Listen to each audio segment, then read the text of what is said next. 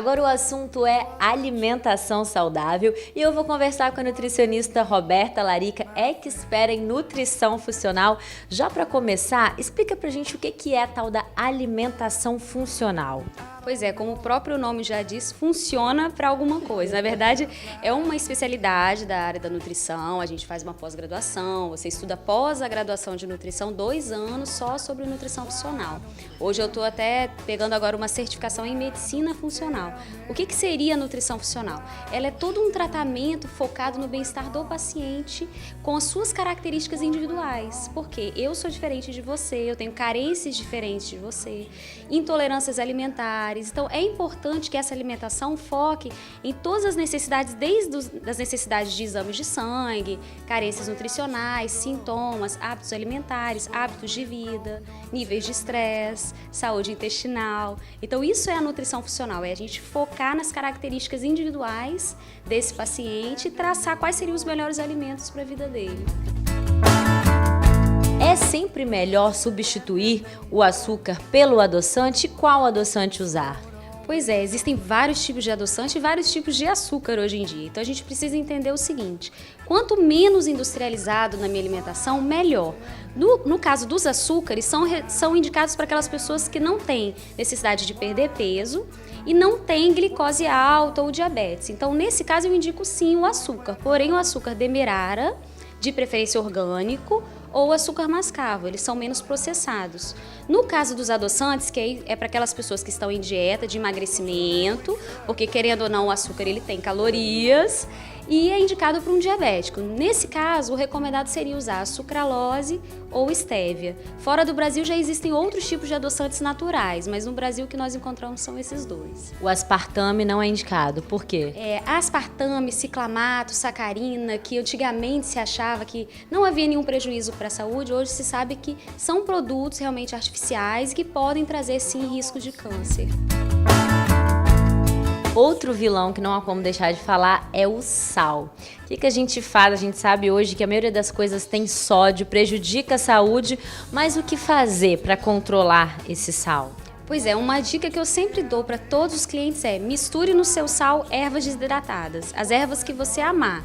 Orégano, manjericão, ervas finas, alecrim, as ervinhas que você quiser. Esse seria já o primeiro passo. O segundo passo é escolher melhor o seu tipo de sal. Hoje, o sal light e o sal rosa, que é o Himalaia, eles são tipos de sal com 50% menor teor de sódio. Então, seriam mais interessantes para aquelas pessoas que têm pressão alta, que têm retenção de líquido, que seria a maior parte da população. Já pacientes que têm problemas renais, não é indicado esse tipo de sal light. E aí sim, o sal marinho ou o sal rosa seriam as melhores opções. Legal. Uma dieta que está muito na moda, sim, uma palavra que está muito na moda é o glúten, né? Muitas artistas estão fazendo dietas sem glúten e as pessoas estão um pouco assim perdidas. Afinal, o que é o glúten? Pois é, o glúten ele é uma proteína presente no trigo, no centeio, na cevada e por contaminação na aveia. Existem pessoas que são alérgicas ao glúten, que são os pacientes celíacos, esses sim deveriam evitar. Agora, existem pessoas que têm uma leve intolerância, que é o quê? Uma dificuldade em digerir essa proteína.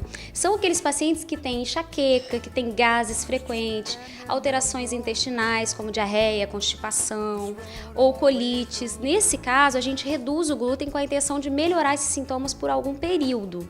Não é cortado totalmente o glúten, até porque é muito difícil, a tendência é a dieta ser muito restrita. Mas claro que a maioria dessas pessoas, quando retira o glúten inicialmente, tem uma melhora na queima de gordura, uma melhora no emagrecimento. Mas exatamente por essa proteína está gerando um processo inflamatório. Em caso de pessoas que não têm esse sintoma, muitas vezes não existe diferença entre comer um pão sem glúten ou um pão integral para o emagrecimento. E muitas vezes, inclusive, o integral acaba sendo até mais saudável. Falando agora da lactose, que também surge muitas dúvidas aí em relação a ela, há algumas mudanças que a gente pode fazer. Ela faz realmente mal? Trocar o leite integral pelo leite desnatado? Quais são as dicas em relação a isso? Pois é, com relação à lactose, praticamente 90% dos pacientes que chegam na clínica me relatam gases. Esse é o primeiro sintoma. Roberta, isso está afetando o meu bem-estar. Então, o que são gases? Na verdade, é um alimento mal digerido. E a lactose, assim como o glúten que a gente falou, é um carboidrato, nesse caso, de difícil digestão e que gera uma inflamação do intestino, piora alergias respiratórias, mas que também existe a necessidade de se avaliar cada caso. Mas a maioria dos pacientes existe a retirada da lactose pelo menos por um período. Quando se fala em alimentação funcional, foca-se muito nessa questão do integral. Por que que as fibras são tão importantes assim pra gente? Pois é, primeiro porque todo alimento que é integral, como um pão integral, uma farinha de trigo integral, um biscoito integral, uma massa integral, eles têm baixo índice glicêmico. O que é um baixo índice glicêmico? Quando eu ingiro esse carboidrato, ele não vai gerar um pico de glicose na minha corrente sanguínea, o que é saudável para prevenir diabetes, o que é bom para queima de gordura abdominal. E também a função dessas fibras seria promover saciedade.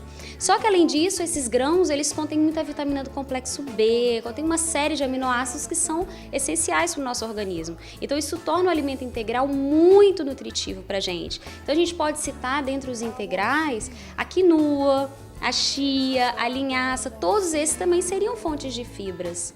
Então, esquecer um pouco só da aveia, que se falava antigamente, e trazer para os alimentos funcionais, porque esses alimentos, além deles terem fibras, eles têm uma ação de combater câncer, de baixar colesterol, melhorar bem-estar, ajudar no emagrecimento, ajudar na pele, no intestino e uma série de benefícios. Roberta, obrigada por nos receber aqui e dar altas dicas aí pra gente melhorar e ter uma alimentação mais saudável que faz bem para todo mundo, né? Isso mesmo, espero que essas dicas possam ser colocadas em prática em 2014 para todos vocês.